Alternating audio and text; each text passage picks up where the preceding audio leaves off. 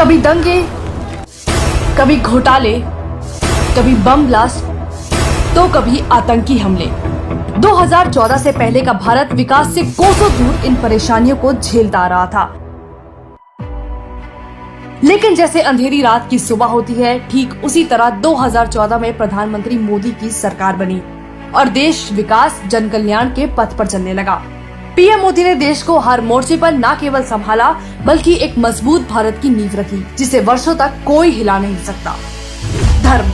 पूर्व की सरकारों ने राम मंदिर को अपने राजनीतिक फायदे के लिए इस्तेमाल किया, हिंदुओं की आस्था को नजरअंदाज किया। लेकिन पीएम मोदी ने इसे अपना कर्तव्य मानकर पूरा करके दिखाया। वो चाहते तो राजीव गांधी की तरह संसद में आकर अपना फरमान सुना देते, लेकिन उन्होंने कानून का रास्ता चुना और रामलला को उनकी सही जगह विराजमान किया। जो मनमोहन सरकार कहती थी कि देश के संसाधनों पर केवल अल्पसंख्यकों का अधिकार है और केवल उन्हें अपना वोट बैंक समझा, पीएम मोदी ने उसी अल्पसंख्यक समुदाय को बिना बेचारा बताए समान रूप से देश में बराबर की पहचान और सम्मान दिया।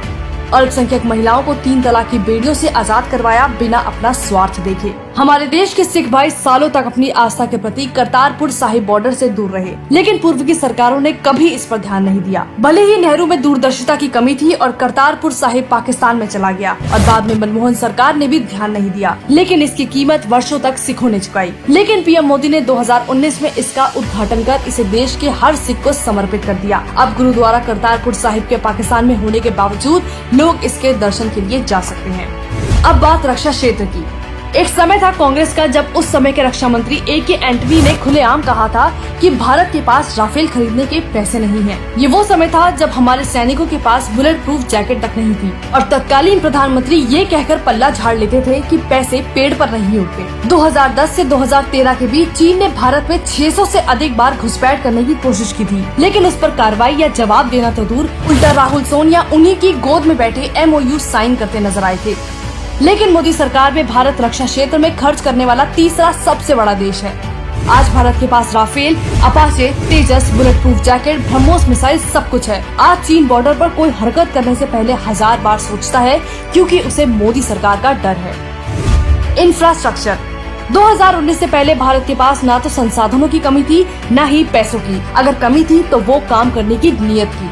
जो हाईवे 2014 तक 91,000 किलोमीटर तक सीमित थे, मोदी सरकार में वही 1.47 लाख किलोमीटर तक फैले हैं। जो एक्सप्रेसवे 2014 तक 200 किलोमीटर तक सीमित थे, 2022 में 2360 किलोमीटर तक फैल चुके हैं। आज भारत चाहे रेलवे स्टेशन हो, एयरपोर्ट हो या मामूली बस स्टैंड, सबका नव निर्माण करके उसे विदेशों जैसा बना रहा है। भ्रष्टाचार। 1,76,000 करोड़ का 2G घोटाला, 1,86,000 करोड़ का कोलगेट घोटाला, ये वो घोटाले हैं जिसमें मनमोहन सरकार कभी उभर ही नहीं पाई। लेकिन वही प्रधानमंत्री मोदी की छवि एक बेहद ईमानदार राष्ट्रभक्त प्रधान सेवक की रही है, जो दिन में 20 घंटे काम करता है। उनके राज में पॉलिसी पैरालाइसिस की जगह ईज ऑफ डूइंग बिजनेस, निजीकरण, विनिवेश पर जोर दिया गया। पीएम मोदी ने ये साबित करके दिखाया है कि इरादे नेक हो तो किसी भी देश का विकास मुमकिन है। हमारे देश की जनता को गर्व है ऐसे पीएम पर। जय हिंद।